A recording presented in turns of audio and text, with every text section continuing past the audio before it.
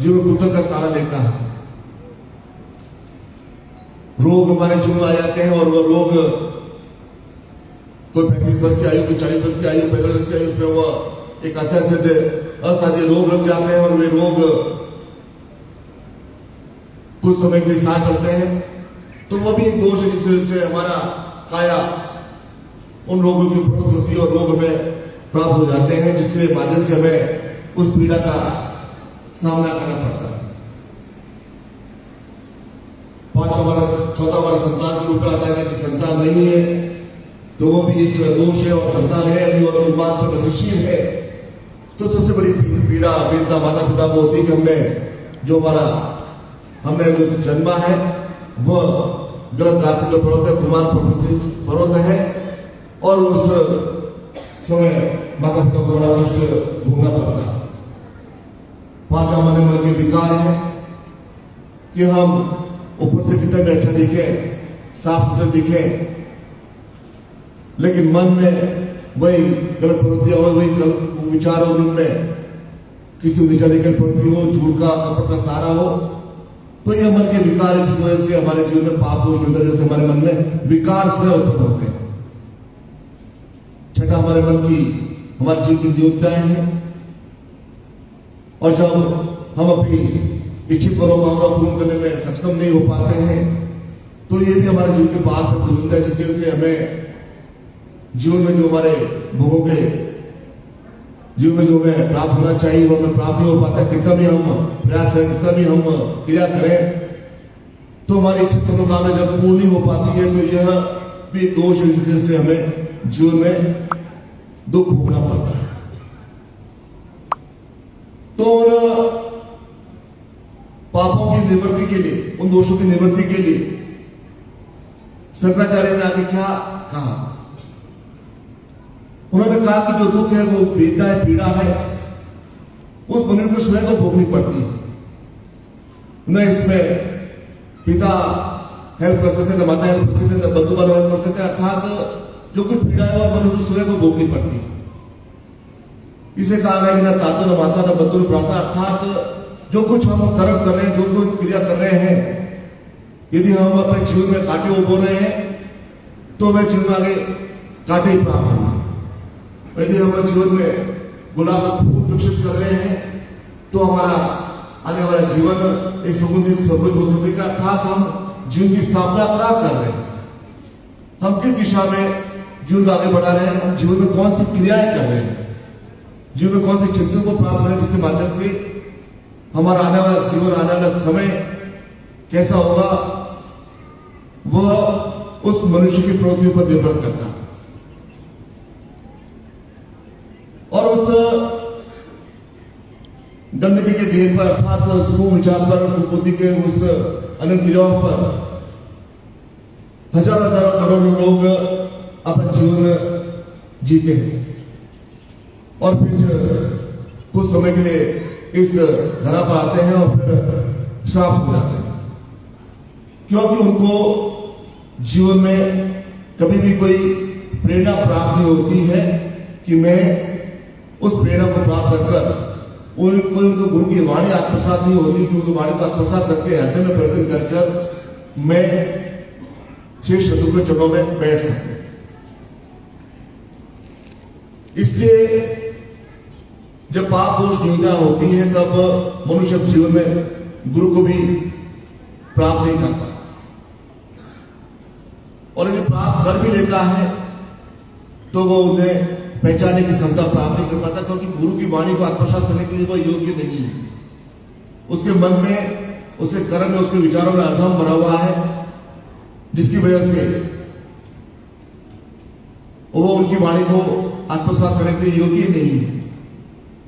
भगवान श्री कृष्ण ने गीता का जो संदेश दिया, जो ज्ञान दिया, चिंतन दिया, बार बार कौरव को समझाया, लेकिन कौरव समझ नहीं पाते क्योंकि वे घमंड में उस संपदा से, उस धन दौलत से चूर थे, जिसकी वजह से उनको भगवान श्री कृष्ण की वाणी भी, वह अमृत तत्व भी, वह गीता का संदेश भी उन्हें वो उस ज्ञात चिंतन को समझ नहीं पा रहे। जिसकी वजह से उन सबके अकाल मृत्यु हुई और अपने इसका सामना करना पड़ा और कुल का एक नाश हुआ, क्योंकि उनकी वाणी को समझने के लिए वे योग्य नहीं थे, क्योंकि उनके अंदर वो अधर्म भरा हुआ। इससे जिन जिन व्यक्तियों के जीवन में अधर्म है, पाप है, न्यूनता है, दोष है, पाप है, वह गुरु की वाणी को आत्मसात करने के योग्य नहीं बन पाए। और जब एक पाप दोष न्यूनता जब एक आकार ले लेता है तो इसकी वजह से जीवन में उन क्रियाओं को जैसे पाप दोषों से जीवन में जिनका श्रेय होता है। इसलिए जब विभीषण ने भगवान राम से पूजा की, यह 10 मुख लिए और 20 भुजाएं लिए व्यक्ति जो खड़ा है और इस व्यक्ति के माध्यम से आपका शरीर पूरा चित्र हो रहा है, जगह जगह से आपका रक्त बह रहा है, तो यह वास्तव में है क्या? तो उन्होंने कहा कि रघुकुल पीढ़ी की जो 8 पीढ़ी की जो पाप है, न्यूनता है, दोष है, इसकी वजह से यह पाप मेरे सामने आकार लेकर खड़ा और उसका निवृत्ति के लिए मैं खड़ा हूं। इसकी वजह से मेरे भाई मूर्छित अवस्था पड़ा है, मुझे अपने पत्नी के विषयों का सामना करना पड़ रहा है। ये मेरे पाप नहीं है, रघुकुल की जो 8 पीढ़ी के पाप है, इसकी वजह से मुझे इन सबका सामना करना पड़ रहा है। अर्थात जो दोष है, जो न्यूनता है, जो पाप है, वह अपना आकार अवश्य लेगी और आप भी अपने जीवन में बेतहाशा तशौक पीछे, माया के पीछे, अनंत गिराव पीछे पड़े रहते हैं। निरंतर झूठ बोलकर, गलत आचरण कर गलत क्रिया कर और फिर कहीं उन अश्वत्था का रूप में, रावण के रूप में, दुर्योधन रूप में वह एक आकार लेगा और उसके बाणों का उसके सामना करना पड़ेगा और आपका शरीर, आपका मन, आपकी काया छिद्र होगी, क्योंकि हमने जीवन में से कुछ शेष क्रिया की नहीं, ऐसा चिंतन प्राप्त किया नहीं। हम क्योंकि गुरु अपने मुख से कुछ नहीं कहे, वह तो एक समान भाव से दृष्टि देखते हुए शिष्यों को एक आगाह करते हुए, एक चिंतित करते हुए, शिष्यों की क्रिया देखकर वह निरंतर इस लोक में क्रिया करता रहे, कार्य करता रहे और फिर जब पूर्ण आयु हो जाएगी तब किसी अन्य लोक में जाकर वह अन्य क्रिया करने लग जाएगा। वह सबको समान दृष्टि से देखता हुआ और शिष्य के कल्याण कामना करते हुए शिष्य को क्रिया देता रहेगा, उस चिंतन को, उस प्रभाव को देता रहेगा, ताकि हम अपने जीवन में एक सात्विक, पवित्र, योग्य बन सके, ताकि उस आध्यात्मिक क्रियाओं का हमारे अंदर वो चिंतन प्राप्त हो सके। दोनों प्रकार की प्रवृत्ति जीवन में नहीं चल सकती कि एक प्रकार से गुरु के सामने कुकड़ ओढ़कर गुरु करते रहे और ईश्वर का साधना तपस्या करते रहे और दूसरी तरफ वही दूसरे विचार, दूसरी क्रियाएं, दूसरी चिंतन में प्राप्त होता रहे, वो दोनों प्रवृत्तियां साथ नहीं चल सकती। इसलिए शंकराचार्य जी भी उन्होंने कहा कि वे चाहते थे वे जीवन में धन, यश, ऐश्वर्य प्राप्त कर सकते, लेकिन उन्होंने संतान, पुत्र की अपेक्षा में दूसरा जीवन चुना, जिस बात पर सदगुरु चलने की उनको क्रिया है। उन्होंने कहा कि मेरे ऐसी काया में, ऐसा शरीर में ऐसा कुछ है नहीं जिसके ऊपर गर्व कर सकूं। हजारों रक्त के अशुद्ध रक्त है, हजारों क्रिया में मलमूत्र पड़ा हुआ है, ऐसा कुछ है नहीं कि मैं इस संसार में योग्य पवित्र पूर्ण बन सकूं। मैं वहां तक पहुंच नहीं सकता जहां सदगुरु क्रिया है। यदि मैं इस पथ पर आगे बढ़कर इस सदगुरु द्वारा आपको बताया कर चलकर फिर मैं तो मेरा जीवन पूर्ण बन सके, चले तभी वे पूर्ण बन सके। और हमारे अंदर भी वही चिंतन क्रिया है कि हमें अपने जीवन में पूर्ण बनना है, श्रेष्ठ बनना है, दिव्य बनना है, भौतिक और आध्यात्मिक शक्तियों का समन्वय करना है। तो फिर कैसे संभव होगा? इसलिए शंकराचार्य ने कहा कि जब तक हमारे हृदय में सद्गुरु की स्थापना नहीं होगी तब तक हम निरंतर निरंतर निरंतर एक न्यून और छोटे और दीन ही नहीं बने रहेंगे। और जब हमारा हृदय पवित्र होगा, पावन होगा, योग्य होगा, हृदय में शेष क्रिया होगी, तभी सद्गुरु की स्थापना हो सकेगी। और सद्गुरु अर्थात उस ज्ञान की पूर्णता को समाहित करना, उस क्रिया को समाहित करना।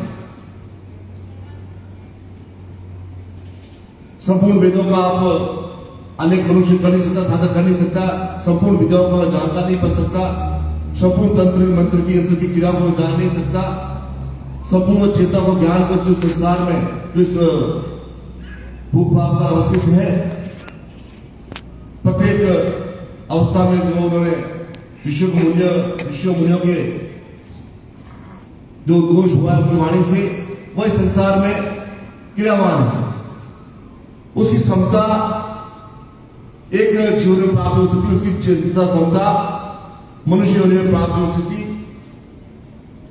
तो क्यों ना सद्गुरु को हृदय में स्थापित किया जाए ताकि उस ज्ञान की क्रिया, उसका चिंतन हमें प्राप्त हो सके। क्योंकि दशरथ जी भगवान राम के पिता थे, लेकिन अपने स्वयं के पापों की वजह से उनका दाह संस्कार श्रेष्ठ पुत्र का तो हो नहीं सका और वे शोक कर होते हुए अपने जीवन के अंतिम समय में उन्हें उन दोषों से उनका जीवन पूर्ण नहीं बन पाया, चाहे वो भगवान राम के पिता क्यों नहीं थे। भगवान कृष्ण के पिता का वसुदेव का पूरा जीवन काल को नहीं बीता, क्योंकि मनुष्य स्वयं अपने अपने पापों को भोगेगा। और जब हम अपने जीवन में पापों की निवृत्ति करना चाहते हैं, पापों दोषों को न्यूनता को समाप्त करना चाहते हैं, उन श्रेष्ठ क्रियाओं को प्राप्त करने के लिए जो एक आध्यात्मिक शक्तियां हैं, जब हम तक हमारे मन में, हमारे हृदय में, हमारे शरीर में रोग रहेगी, न्यूनता रहेगी, अभिशाप रहेगा, शाप रहेगा, दोष रहेगा, तब तक हम वो प्राप्त नहीं कर पाएंगे। फिर छोटे मोटे सुख संतानों प्राप्त करके छोटे मोटे इच्छाओं को पूर्ण करना यह मनुष्य जीवन की क्रिया नहीं है। फिर वही जीवन, अगला जीवन प्राप्त करना, फिर वही सामान्य क्रिया, फिर अगला जीवन, अर्थात ये जीवन अनंत है। जब तक एक विश्लेषित नहीं होंगे तब तक जीवन निरंतर चलता जाएगा। आज कोई एक काया मिली है, अगले जन्म दूसरी काया मिलेगी, तीसरी जन्म तीसरी काया मिलेगी, अर्थात वह जीवन चक्र निरंतर निरंतर चलता रहता है। मनुष्य की पूर्णता तभी होती है जब वह सद्गुरु ईश्वर में विलय हो जाए। विलय तभी होगा जब वह स्थापन की क्रिया करेगा। कि एक सात्विक भाव से एक क्रियावान व्यक्ति होते हुए वह एक साधक बनकर वह तपस्या करेगा, वह अपने जीवन में वह उस अवसर तक पहुंचेगा कि वो गुरु कर्तव्य में संपूर्ण क्रिया कर सके, तभी वह जीवन में आगे बढ़ सकता है। और हम अपने जीवन में निर्भर रहते हैं दूसरों पर, क्योंकि हमारी प्रवृत्ति होती है, क्योंकि बदलना समय मनुष्य को पड़ता है। जब तक बदलेगा नहीं तब तक वह क्रिया प्राप्त नहीं होगी। और इसके लिए आवश्यकता होती है एक त्याग करने की। जब तक मनुष्य के जीवन में त्याग की प्रवृत्ति नहीं आएगी कि मेरा पूरा जीवन गुरु सेवा में व्यतीत होना चाहिए, मुझे कोई भी नुकसान क्यों नहीं उठाना पड़े, वह जब त्याग की भावना आती है और नुकसान को हमने केवल एक सीमित दायरे में बांध दी। हमने नुकसान का अर्थ केवल धन से जोड़ लिया, हमने नुकसान का अर्थ केवल शरीर से जोड़ दिया। और जो जीवन में नुकसान हानि लाभ की क्रिया करते हैं वे साधक शिष्य नहीं बन सकते, वे आगे नहीं बढ़ सकते। क्या नुकसान हो गया, मीरा को पूरा सब कुछ छोड़ दिया उन्होंने केवल कृष्ण की प्राप्ति के लिए। क्या नुकसान हो गया नारद को, क्या नुकसान हो गया महावीर को, क्या नुकसान हो गया बुद्ध को, जिन्होंने अपना पूरा राजपाट छोड़ दिया उस निर्वाण की प्राप्ति के लिए सब कुछ मैं छोड़कर गुरु चरणों बैठकर उस क्रिया को क्या नुकसान होगा। भगवान श्री कृष्ण को अपने सदगुरु के आश्रम जाकर वहां साधु ऋषि जाकर उन्होंने साधा तपस्या पूर्णता प्राप्त की। यदि चाहते तो वे कंस के हाथ पांव जोड़ लेते, वहीं पड़े रहते और एक सामान्य राज्य की बाती वह जीवन व्यतीत करते। उन्होंने नुकसान के अर्थ को नहीं समझा। उन्होंने कहा कि मुझे अपने स्वयं जीवन की स्थापना करनी, स्वयं पूर्ण बनाए, स्वयं ईश्वर बनाए, स्वयं एक श्रेष्ठ बनना है। तो मैं जिन्हें जब तक क्रिया नहीं करूंगा, साधा तपस्या पूर्णता नहीं करूंगा, सबको चढ़ो बैठूंगा नहीं, अपने जीवन की आत्मिक उन्नति नहीं करूंगा, तब तक मैं जीवन में पूर्ण नहीं बन सकता। इसलिए कहा मथुरा और कहा साधु ऋषि का आश्रम, वहां हजार मील दूरी यात्रा कर उनके चढ़ो पहुंचे और उस साधना प्राप्त किया जिसके माध्यम से वे कष्ट बन सके। ये एक साधु ऋषि का साधुआ था जिन्होंने वह ज्ञान दिया और चिंतन दिया इसकी वजह से। तो हम भी अपने जीवन में एक बदल की क्षमता प्राप्त कर सके और जो क्षमता प्राप्त होगी तभी त्याग कर सकेंगे। भगवान श्री कृष्ण दुर्योधन, दुशासन, अश्वत्थामा के सामने खड़े थे लेकिन वे बदल नहीं सके क्योंकि उनके अंदर वह प्रवृत्ति नहीं थी। और जब तक मनुष्य बदलेगा नहीं तब तक बदलेगा तात्पर्य वह सोचेगा नहीं, विचारेगा कि मैं जीवन क्या व्यतीत करूं, कहां पर मैं अपने जीवन जो आयु मिली है 70 वर्ष 75 वर्ष समाप्त हो जाएगी, उसके पश्चात मेरे जीवन का क्या होगा, मेरे जीवन की क्रिया क्या होगी। थोड़ा बहुत सुख साधन छोड़कर मैं चला जाऊंगा तो मैं जीवन का तो अर्थ नहीं रहेगा। क्या मैंने साधना की तपस्या की पूर्णता की, गुरु का सानिध्य प्राप्त किया, गुरु को मैं अपने जीवन हृदय में स्थापित किया जिसके माध्यम से मैं उस तंत्र की क्रिया को समझ सकूं, उस मंत्र क्रिया को समझ सकूं, महाविद्या को सिद्ध कर सकूं, श्रेष्ठ साधा सिद्ध कर सकूं। मेरे अंदर तप की शक्ति प्राप्त हो गई, मेरे अंदर वह एक समूह क्रिया प्राप्त हो गई, मेरे अंदर वह एक दिशा प्राप्त हो गई जिसके माध्यम से मैं अपने जीवन में धन को प्राप्त कर सकूं, लक्ष्मी को आबद्ध कर सकूं, लक्ष्मी क्रिया को वर्धन कर सकूं। बोलिए गुरुदेव की जय। चिंतन, बोलिए पूज्य गुरुदेव की, परम पूज्य गुरुदेव की, परम वंदनीय माता जी की। सदगुरु को हृदय में स्थापित करने की क्रिया के माध्यम से प्राप्त होगा। हजारों बार आप मंत्र जाप करेंगे लक्ष्मी का, लक्ष्मी प्राप्ति ऐसे नहीं हो सकती। हजारों बार आप शक्ति का पूजा अर्चना करेंगे, वह शक्ति प्राप्त नहीं हो सकती जब तक एक श्रेष्ठ शिष्य व्यक्ति का वर्धन आपको प्राप्त नहीं होगा, हृदय में स्थापित क्रिया नहीं होगी, तब तक हम उन मंत्रों के अर्थवत्ता को समझ नहीं पाएंगे, उनकी गुणवत्ता को, उनकी क्रिया को, उनके प्रभाव को नहीं समझ पाएंगे जिसके माध्यम से हमारे जीवन को पूर्णतः प्राप्त हो सके। इसलिए कि हमारे पास हमारे जीवन में हम निरंतर सुबह रोज 16 जाप करते कि मैं उन ऋषियों के साथ बैठूंगा, सीधा सुख का आह्वान करते हैं, लेकिन हमारी जीवन दिखता नहीं है। न हमारा हम जीवन के माध्यम से न किसी कल्याण कर सकते हैं, न किसी को शाप दे सकते हैं, क्योंकि ऐसा जीवन में कोई क्षमता नहीं, ताकत नहीं है, हमारी वाणी में ओज नहीं है, हमारी वाणी में क्रिया नहीं है, हमारे जीवन में शांति नहीं है।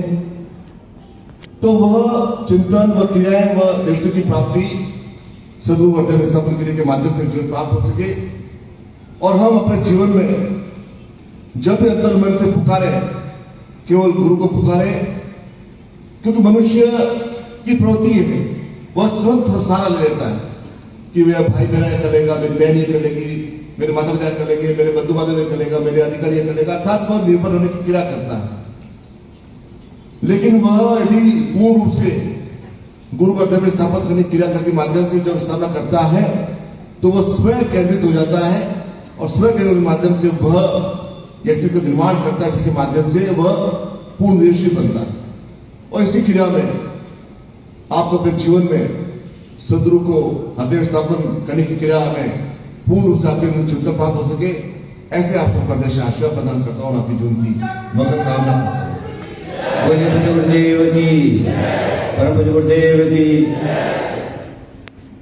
परम वंदनीय माता जी की, परम वंदनीय माता जी की, पूज्य गुरुदेव की, परम पूज्य गुरुदेव की, परम वंदनीय माता जी की, परम वंदनीय माता जी की। ओम